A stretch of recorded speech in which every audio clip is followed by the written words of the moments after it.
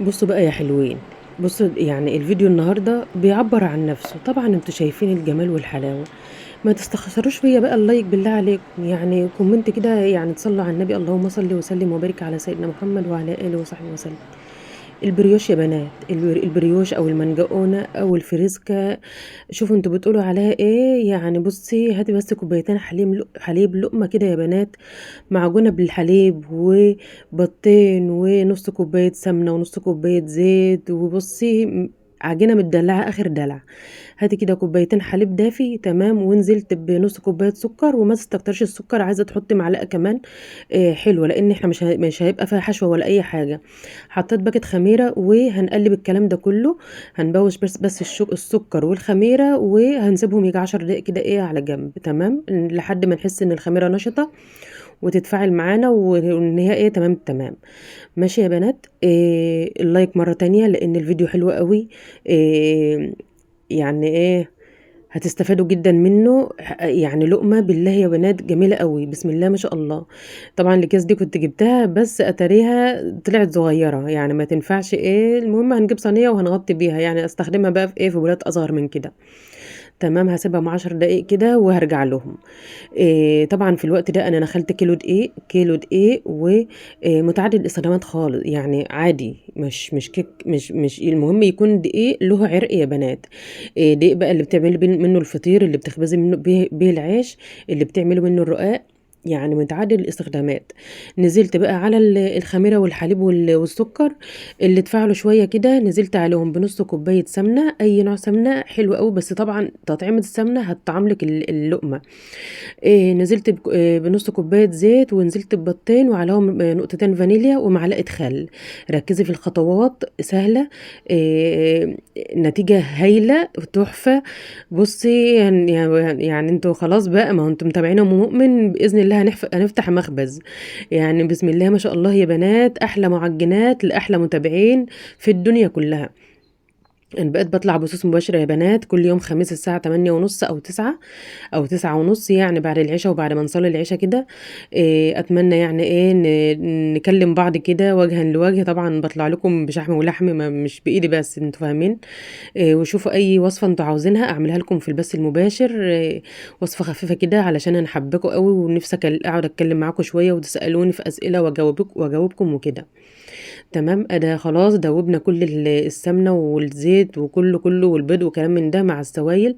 ونص الكيلو الدقيق ده المنخول حطيت عليه ربع معلقة صغيرة ملح، ومعلقة صغيرة مليانة كده بيكنج باودر او كيك شيف. هنحط السائل على البودر وهنعجن بقى. هنعجن عجن مبرح يا بنات، عجن كده. هي اصلا بسم الله ما شاء الله المكونات اللي محطوطة في العجينة، اللبن والبيض والسمنة والزيت، مخليينها أصلا يعني من الأول للآخر، من أول العجن لآخر العجن سهلة طرية ناعمة، مش ملزقة. آه، انت مش هتحتاجي سوائل تاني. هو بصي دول يعني ايه، مظبوطين جدا المقدار ده. يعني مش هنحتاج حليب تاني، مش هنحتاج سمنة ولا زيت ولا اي حاجة. المقدار ده مخليلك عجينة طرية ناعمة جدا. آه، بصي جربيها وانت هتفهمي انا بقول ايه. حلو قوي يا بنات. ولو ما انتش عندك سمنه، لو عندك زبده هيفضل طبعا. بس سمنه وزيت، السمنه شغاله برضه عادي، ما فيش اي حاجه، بس انا ما عنديش زبده. فحط سمنه. عندك زبده انتي حط زبده يا قمر. تمام، تعالي بقى ما ننزل على الكاونتر كده وناخد وندي مع بعض كده بشكل ودي. تمام، ومن 7 ل10 دقايق عجن يا بنات، لازم تتعجن حلو. لازم المطة بتاعتها ويبقى لها عرق وتبقى ملبن زي العسل يا ولاد. سكر بالله، عجينة سكر، شايفة؟ يعني انت اصلا هتتبسطي من العجن فيها. يعني العجن، يعني عجينتها مريحة مش قاسية، لا هي طرية اصلا، فبتاخد وتدي معاكي كده من الاول. والله من الاول العجين خالص لحد التشكيل، يعني حتى وانت بتشكلها هتبقى طرية كده وزي العسل. شايفة؟ حاساها بتقطع شوية، اعجني فيها كمان. تمام، تعبتي مثلا من العجن غطيها بكيس وارجعي لها بعد دقيقتين 3 5، وارجعي عجيني تاني. تمام تمام كده. تعالي بقى اما نجيب البولة اللي هنخمر فيها، هنرشها زيت من تحت ومن فوق وفوق العجينة. تمام، وانا هولع الفرن على هولع الفرن دقيقة واحدة. تمام، وهاطفي وهاقوم مدخّلة الصينية ديّة تخمر بقى. تمام، هنقعّدها في الفرن البوتاجاز ييجي نُص ساعة كده وهنرجع لها. طبعًا مش لازم تخمر أوي تسيبيها ساعة والّا حاجة، إحنا التخمير كلّه بيبقى بعد التشكيل يا بنات. تمام، تمام كده. تعالي بقى أمّا نقطّعها ما تكبّريش التقطيعة، لإن في الضفيرة اللي هنعملها مثلًا هتحتاج 3 تقطيعات، أنتِ فاهمة، في فورمة هتحتاج برضه تقطيعتين، أنتِ فاهمة، فكل ما تصغّري كل ما هيبقى أحسن. إحنا هنعملهم على 25 قطعة الكيلو، بسم الله ما شاء الله يا بنات. عجينة مريحة جدًا مريّحاكِ من أولها وآخرها لحد ما تشكّلي وتدخّلي الفرن، هتتضاعف حجمها كمان لمّا بتدخل الفرن. يعني بعد ما عجننا سِبناها تخمر نُص ساعة، بعد التشكيل بعد ما كو ما يعني ما قطّعناها كده 25 قطعة، هنسيبها برضه ربع ساعة. تمام، وبعد ما نشكّلها كمان هنسيبها ربع ساعة قبل ما تدخل الفرن. تعالي بقى بعد ما سِبناها ربع ساعة كده بعد ما قطّعناها يعني، تعالي بقى أمّا نعمل الضفيرة القمر، اللي عنده بنوتة بقى هيبقى فاهم وعارف الضفيرة بتتعمل إزاي. أنا قعدت أفكّر فيها شوية، لإن أنا ما عملتش الضفيرة دي من زمن الزمن، ما عنديش بنات أنا ما باعملهاش لنفسي أصلًا.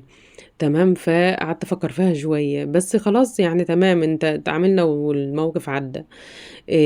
هتبقى سهلة بقى للي عنده بنات، زي ما أنتِ شايفة كده 3 كده لفّيهم رول، رفّعيهم وهنثبّتهم من الأول كده واعملي بقى ضفيرة، طبعًا أنتم عارفين الضفيرة. تمام، كده نعمل واحدة تانية كمان. طبعًا الصينية اللي باحُط فيها دهنها زيت. تمام، رشّة زيت كده فيها. تمام، وكل واحدة تعمليها حطيها وسيبي فراغ، طبعًا لازم تسيبي فراغ ما بين الواحدة والتانية علشان هيخمروا تاني.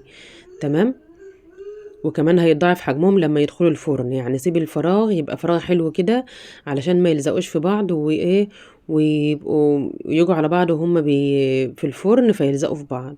تمام، زي ما أنتِ شايفة كده، شايفة الجمال؟ اللهم بارك يا ولاد. حبة معجنات، حبة بريوش، الله حلوين أوي أوي أوي أوي وطراي ولُذاذ وطعمهم حلو من غير حشوة ولا أي حاجة. مسكّرة كده ولقمة مسكّرة كده وطرية وطعمة وزي العسل. قطنية كده وما شاء الله. ديًا برضه 2 كده بتعمليهم رول وتقومي بارمة واحدة على واحدة كده زي ما أنتِ شايفة. وتقومي حاطّاها وبارمة واحدة يمين وواحدة شمال كده، إيد بترفع يمين إيد بترفع لفوق وإيد بتنزل لتحت. هاورّيك لكم واحدة تانية دلوقتي. تمام، أهو بتلفّي واحدة رول كده بتطوّليها زي البقسماط كده، والتانية أهوّة. اللايك يا ولاد بالله عليكم، مش عشان ما تنسوش بس بالله عليكم اللايك وتعليق، صلّوا على النبي، اللهم صل وسلم وبارك على سيدنا محمد وعلى آله وصحبه وسلم. زي ما أنتِ شايفة كده بنسيب واحدة ونبرم التانية عليها، ونقفّل وإيد بتاخد لفوق وإيد بتنزل لتحت زي ما أنتِ شايفة كده، وبتثبّتي كده الطرفين مع بعض بس كده، وتحطّها في الصينية مع أخواتها. تمام، ما فيش أحلى من كده يا بنات. تعالي بقى أمّا نعمل الحلزونة اللي هي أسهل حاجة خالص. تمام، بواحدة طبعًا بس، بعجينة واحدة أهيّة. هتثبّتي برضه كده البوز وهتلفّي زي الحلزون كده، أنتم فاهمين طبعًا. أهي، خلاص كده ما شاء الله. دي أسهل حاجة وأحلى شكل على فكرة، والضفيرة برضه شكلها حلو أوي. هي كلّها بسم الله ما شاء الله وتشكيلها سهل جدًا، وهي أصلًا مساعداكِ إنِّك تشكّلي وتحبّي التشكيل أصلًا. يعني بُصّي طريّة وناعمة كده، اللهم صل على النبي، حلو أوي يا بنات. هاعمل لكم واحدة كمان حلزونة، وهاعمل لكم بقى حرف الS برضه على أول حرف من اسمي.